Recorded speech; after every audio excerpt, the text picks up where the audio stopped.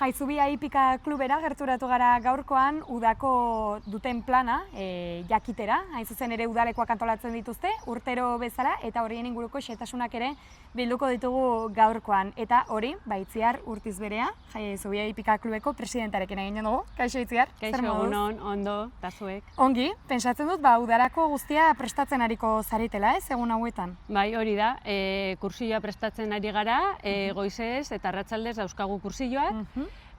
Goizez dire, goizeko 9:00 ordu batetara, eta aurrak prestatzen dituzte ponia, garbitzen dituzte, eta klase pare bat ematen dute. Hortartean, 11:00 ere egiten dute, eta main jolasean ibiltzen dira. Eta gero baita ere, arratsalderako badauzkagu kanpamentua, baina ordu bateko klaseak dira. Eta ordu bateko klasea 2 asteetan zehar. Goizeko kanpamentuak aste bat dira, gero nahi duenak aste gehiago hartu, aldu, baina daude organizatuta aste batekoak, eta arratsaldekoak 2 astean zehar, bai. Noiz hasten dituzue udalekoak eta noiz bukatu? Uztaila hasieran eta abuztu bukaera arte, baina normalean abuztu bukaeran ez da aurrik egoten, pixka lehenago. Abuztuan lehenengo 15 aldia eta pixka bat gehiago. Ados. Ederki, aurrei zuzenduak dira, ze urtetatik ze urtetara edo? Bai, printzipioz 3 urtetatik aurrera, lanekin hasten direla 3 urtekin, baina gero ez dago adin limiterik, hemen Hipikan ez dago.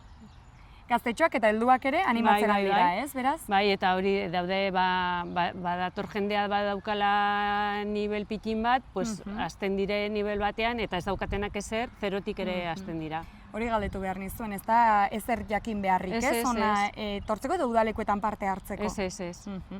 Ikasturtean zehar zuekin aritzen diren gaztetxoak, helduak, haurrak ere pesatzen dut apuntatuko direla, ez? Hori mantentzeko, baino jende berria ere gerturatuko da, ez? Bai, asko.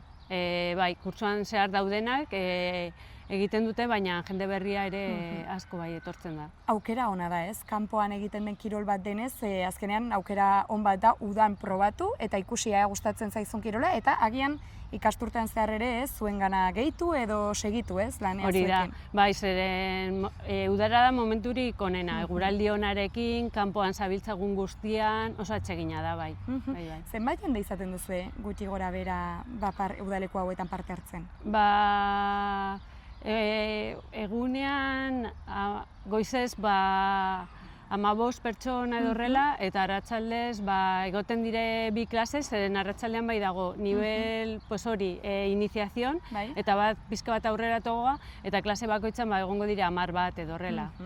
Ederki, bada, ez, taldetxo bat, eta gainera kudeatzeko eta pentsatzen dut erraxa dela, ez, kopuru horrekin. Bai. Maisutan dereñoak oso ondo konpontzen dira. Eta gero aparte dauzkagu gure betiko klaseak, urtean zehar dauden klaseak egiten dira.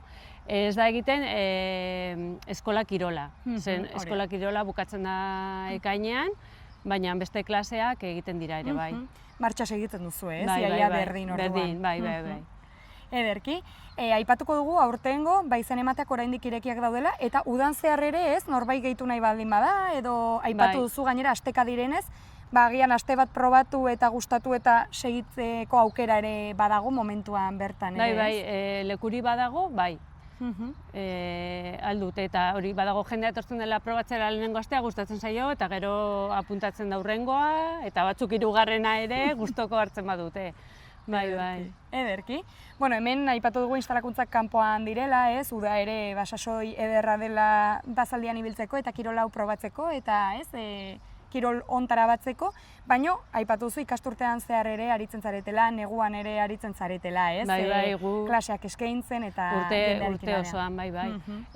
Daukagu pikaderoa baita dagola itxita, eta ez baduririk egiten eta hotz askori, kanpoan egoten gara, baina bestela aldugu barruan egon, eta bai egiten dira eskola kirola, bero klaseak daudela tandakoak edo partikularrenak, baita egiten dire Gabonetako eta Aste Santuetako kanpamenduak, horrela udarakoen antzekoak, eta bai, urte guztian gaude funtzionatzen, gero egiten ditugu lehiak eta baita, eskola kirolekoak eta beste motatakoak, ez? Eta baita ere joaten gara kanpora beste konkursoetara, bai. Ederki, aurten zer moduz joan da, ez? Ba, ikasturtea zenbait jende eduki duzue hemen, ipikan eta probatzen eta zuekin batera, ez lanean? Ba, ondo, geroz eta jende gehiago ezagutzen gaitu, difusio gehiago daukagu, eta jendea etortzen da, eta gustora egoten da. Eta txikiak ere badira, asteburu honetan egon gara Hondarribian, medieval ferian, eta han poniekin eta xeldan txikiekin, eta aurrak pilo bat disfrutatu dute, eta badaude etortzekotan, ja. Egia da, animaliekin kontaktu hori ere berezia dela, ez? Kirol honetan, azkenean animali batekin batera egiten den, praktikatzen den kirola da, eta hor, horien arteko harremana, edo beraiekin harremana ere berezia da kirol honetan, ez? Bai, oso garrantzitsua da, esaten duten bezala binomioa. Zeren asko ajola du, nola zauden zu, nola dagoen animalia, eta hor oreka bat egon behar du. Bai, eta haurrak ikasten dute beraiei zaintzen azkenean. Eta egia da, pistara ateratzen zarenean, zu bakarrikan zaudela zure zaldiarekin, baina prestatzeko momentuan eta hori aurrak kooperatzen dute asko beraien artean. Batzu beste laguntzen, aulkia jartzen, kabezada, taldeko lana hor egiten dute. Egia da, hori da ez, badirudiela hipika bakarkako kirola dela, baina aipatu duzun bezala taldekako lan hori ere lantzen da txiki-txikitatik, ez? Bai, asko. Bai. Ederki, txapelketak ere aipatu dituzu, kanpoan egiten direnak eta bertan parte hartzen duzuena, eta etxean ere egiten dituzuenak eta berriki ere izan duzu hemen, ez? Irun Hiria Saria eta Euskadiko txapelketa. Hori da. Hori ere nola iban da? Hori antolatzea ere izanen da, ez? Pues bai. 3 egun izan dira, ostirala, larunbata eta igandea, eta egon dira 150 partaide egunean. Hori, txikietatik 0,65-etik hasita 1,35-eraino. Eta etorri dira Euskadin dauzkagun hoberenak. Kevin González Zárate, bere anaia Álvaro, Xabier Zabaleta, Ruben Gómez, gero gaztetxoak ere oso ondo dabiltzanak, Ibone Ibáñez, Ekain Azkarraga, eta hori hemen ibili dira eta oso espektakulo polita eman dute, egia da. Aipatu dugu ez, txikietan edo eskola kirolan edo aritzen direla hau pixkat ezagutzen eta kirola ikasten, baina hortik aintzinera lehiatzen ere hasten dira, ez? Eta hemen ere badituzue, ez? Kirolari onak eta ez dakit horien emaitzak ere onak izan diren ikasturte honetan. Bai, izan ditugu podiumnak, egin genuen Kopanagan, dela Euskadiko Federazioak antolatzen duen kopa bat, eta esaten da Bizkaian 2 hipika, Kantabrian erazen beste hipika bat, gu eta Nafarroan, aurten ez da egon, baina Nafarroko zizurrekoak ere beste batzutan izan egon dira. Eta ekarri ditugu txapelketa batzuk etxera, eta asteburu honetan hemen Euskadiko kanpeonatean ere bai. Horrek ere lagunduko du ez, azkenean batez ere egian etxean egiten diren lehiaketak ez, baina pixka bat ezagutzera ematera, hemen instalakuntza politak eta ez, gozatzeko instalakuntzak ere badituzue, eta pesatzen dut ezakit jendea hurbiltzen den ikustera, ea nola joaten diren txapelketak, ea pixkat kirola ezagutzeko ere lagunduko duela horrek, ez? Bai, gainera saltoen gauza oso impactatzen du asko, oso ikusgarria da. Bai, eta jendea gelditzen da liluratuta. Bai. Eta horrek azkenean agian norbaiteri emanen dio aukera edo pixkat piztuko dio, ez? Hor barrenean agian probatzeko aukera edo, ez? Bai, hala da. Eta horretarako, aipatu dugun bezala berriki edo hemendik gutxira, udako ikastaroak egonen dira, beraz animatuko dugu jendea, ez? Bai. Eta, ikastaroez aparte, baita ere badauzkagu bonoak etortzeko probatzera eta gustatzen zaionari gelditzeko.